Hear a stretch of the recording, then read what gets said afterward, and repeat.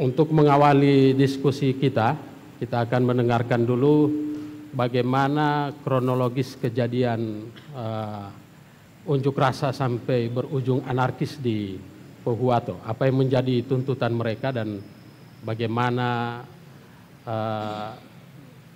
proses itu berlangsung dari awal. Nah, kami sebelum ke narasumber di depan sudah mengundang rekan kami Bung Jojo Rumampu. Beliau seorang jurnalis yang memang dari awal juga mengikuti proses peristiwa di Pohuwato terkait dengan topik kita pada malam hari ini. Untuk itu mengawali ini saya akan persilakan Bung Jojo dulu. Biar kita jelas kronologisnya seperti apa.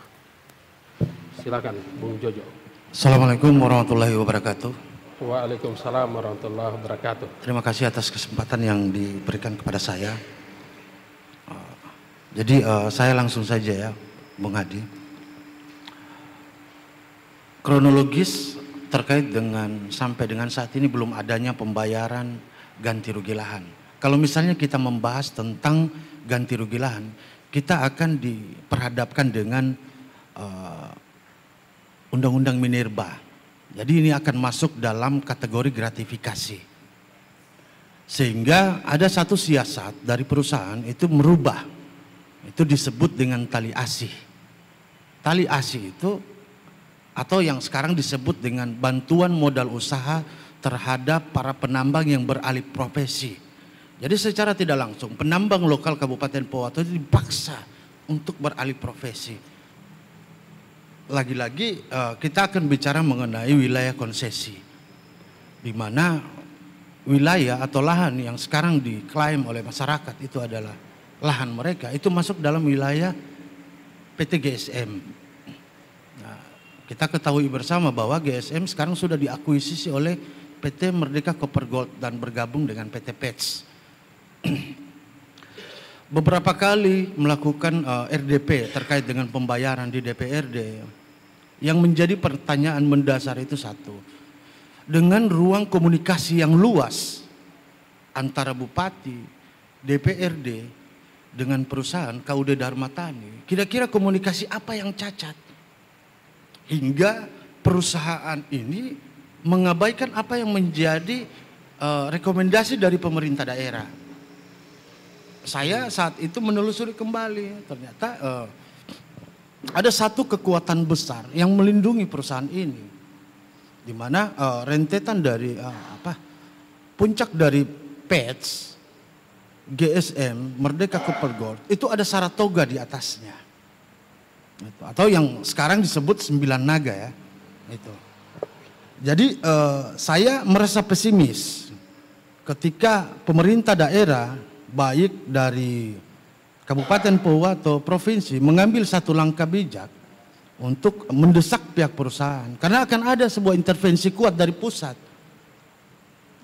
Saya sepakat dengan apa yang dijelaskan oleh Bang yang kemarin ada pertemuan dengan Pak Kapolri, ESDM, Gakum, LHK, bahwa negeri ini sudah dipenuhi oleh para penjahat. Yang mengabaikan masyarakat yang ada di dalamnya.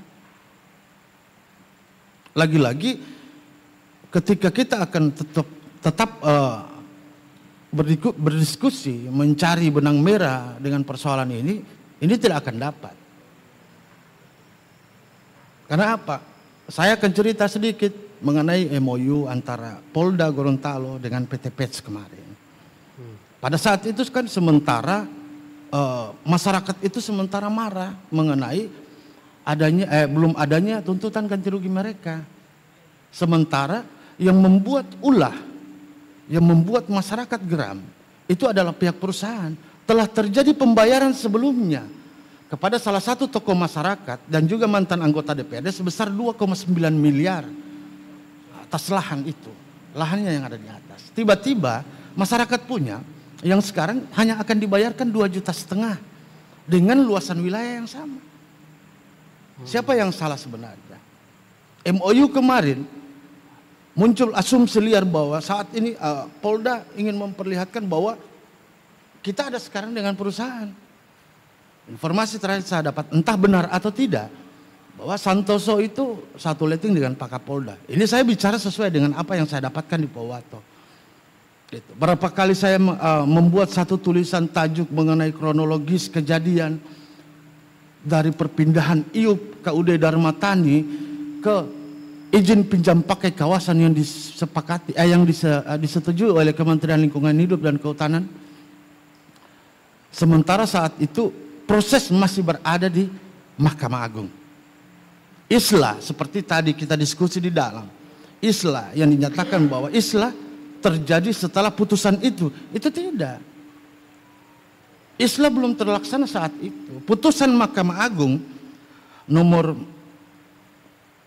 328 nomor 504 Tun Manado, di situ kan Mahkamah Agung itu kan mengadili dan meminta kepada Bupati Powato untuk mencabut SK.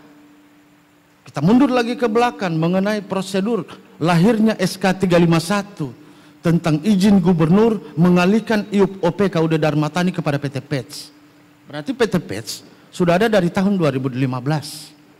Putusan Mahkamah Agung itu lahir tahun 2016 dan 2017. Saya memang tidak terlalu paham mengenai hukum. Akan tetapi sekarang kita bicara secara logika dulu. Kita abaikan dulu aturan yang ada. Lahirnya unit pertambangan KUD Dharma Thani itu berdasarkan ribuan anggota penambang. Sehingga bisa dikatakan bahwa 100 hektar IUP OP KUD Dharma Thani itu adalah wilayah pertambangan rakyat. Sekarang dialihkan, dikuasai oleh perusahaan. Dan perusahaan tidak mau memenuhi janjinya. Apa yang salah dengan pemerintah daerah saat ini? RDP terakhir di DPRD Provinsi Gorontalo, tuntutan mereka kan cuma satu. Ketika belum ada pembayaran, maka hentikan dulu aktivitas yang ada di atas. Pembangunan jalan, camp, lain sebagainya. Hentikan dulu karena belum ada pembayaran. DPRD Komisi 2 saat itu Ibu Feni Anwar dan juga Pak Laude Haimudin bilang, kita sudah membuat satu rekomendasi. Saya mengusulkan menambahkan satu. Ketika perusahaan tidak mau melakukan pembayaran terkait dengan apa yang menjadi janji mereka, maka DPRD merekomendasikan kepada Gubernur Gorontalo untuk melakukan evaluasi kembali terhadap SK 351. Karena IUP OP KUD Dharma Thani, terakhir informasi saya dapat, itu belum lengkap. Ada beberapa syarat dokumen yang belum lengkap. Tapi izinnya sudah dikeluarkan oleh SDM Provinsi. Itu. Terkait dengan aksi demo kemarin. Saya akan cerita sedikit mengenai kronologi. Jadi ini berdasarkan video, foto yang ada jamnya. Jadi pada pukul 11.13 masa aksi itu sudah menuju Pionir. 11.13. Pada pukul 12.11, polisi tiba di titik kedua aksi di Pani Base Camp, PBC. Tapi sudah terjadi pembakaran terlebih dahulu. Masa aksi sudah membakar yang ada di situ. 12.13, Kapolres bersama anggota pengamanan tiba di titik kedua. Tapi belum langsung mengamankan, masih di ini dulu. Belum diamankan. Sehingga pada pukul 12.21, situasi tidak terkendali. Masa aksi sudah mulai. Yang saya heran saat itu, waktu konferensi pers, Pak Kapolda bilang 1 minggu sebelum kejadian, anggotanya sudah ada di lokasi, sudah ada di Kabupaten Powato, 600 personil.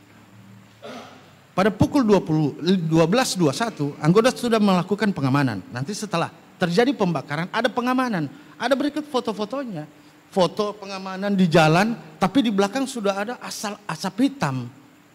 Jadi apa yang diamankan? Sementara di sana sudah terbakar. Pada pukul 14.08, masa aksi itu sudah ada di kantor Bupati Powato.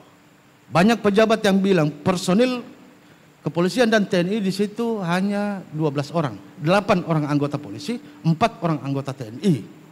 Bagaimana mau mengamankan kantor Bupati dengan personil yang sedikit? Ini ribuan massa. Ada ribuan massa yang sementara berada di kantor Bupati.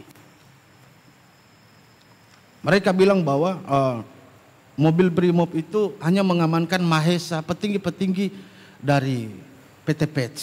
Kantor bupati hanya dijaga dengan sedikit personil. Pukul 15.53 langkah represif itu dilakukan, melakukan pengejaran terhadap massa aksi, menembakkan gas air mata. Itu di kantor bupati, tapi semuanya sudah terbakar. Tidak sampai 20 menit kantor bupati sudah terbakar. Intinya dari beberapa durasi waktu yang saya jelaskan tadi, ada range waktu sekitar 10 sampai 15 menit. Kemana aparat kepolisian saat itu? Itu yang menjadi pertanyaan dari masyarakat Pohuwato. Saya ada foto-fotonya dan saya ada capturean untuk waktu-waktu pengambilan video foto dan video-videonya itu. Jadi sebenarnya saya capek, saya lelah untuk bicara mengenai persoalan tambang Pohuwato. Karena apa? Menurut pribadi saya, kita semua ini masuk dalam rentetan kejahatan jabatan masa lalu. Kita semua bisa dikatakan kita penjahat. Kita penjahat yang ada di sini. Hukum tidak ditegakkan sebagaimana mestinya. Yang kedua, pemerintah terlalu lemah karena saya menduga ada intervensi kuat dari petinggi-petinggi parpol yang sekarang duduk di DPR RI. Lahirnya Undang-Undang Cipta Kerja untuk memudahkan investasi masuk daerah. Sekarang sudah dimudahkan. Tapi apa yang mereka tawarkan untuk masyarakat, khususnya Kabupaten Pohuwato, itu tidak ada. Mungkin itu saja dulu yang bisa saya sampaikan.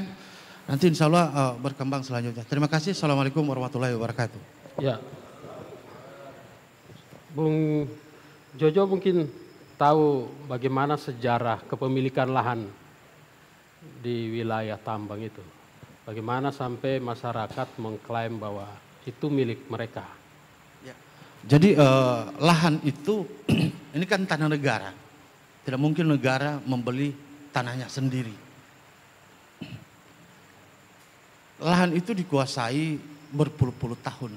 Bahkan ada masyarakat penambang yang anaknya sudah lulus kuliah dari lahan itu. Tapi saat itu muncul kan lahir izin dari kementerian untuk diserahkan kepada PT GSM. Jadi ini lahan yang ada di PT GSM.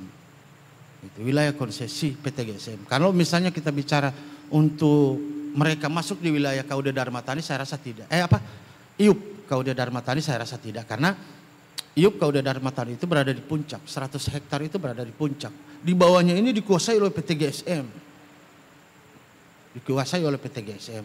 Sehingga banyak asumsi yang mengatakan ada orang di belakang yang mendukung aksi kemarin.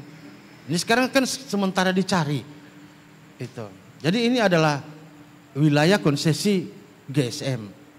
Itu. Kalau yang sesuai dengan data yang saya dapatkan, bukan membela perusahaan atau menyudutkan perusahaan, tapi memang itu faktanya. Baik, informasi yang kami dengar, jadi masyarakat di sana, masyarakat penambang, untuk melegalkan tambangnya, jadi mereka membentuk KUD Dharma tadi. Kemudian sudah berjalan, berproses, keluarlah undang-undang baru bahwa dia harus berbentuk PT perusahaan. Nah, oleh KUD diserahkanlah kepada PT PETS itu. Sehingga KUD memiliki saham 51% dan 49% adalah milik perusahaan yang bergabung dengan KUD yang mendirikan PT PETS. Tapi ini pun berperkara karena KUD ini akhirnya ada dualisme. Dan itu yang sekarang sementara kita dengar juga sudah digugat untuk pembatalan IUP-nya. Baik.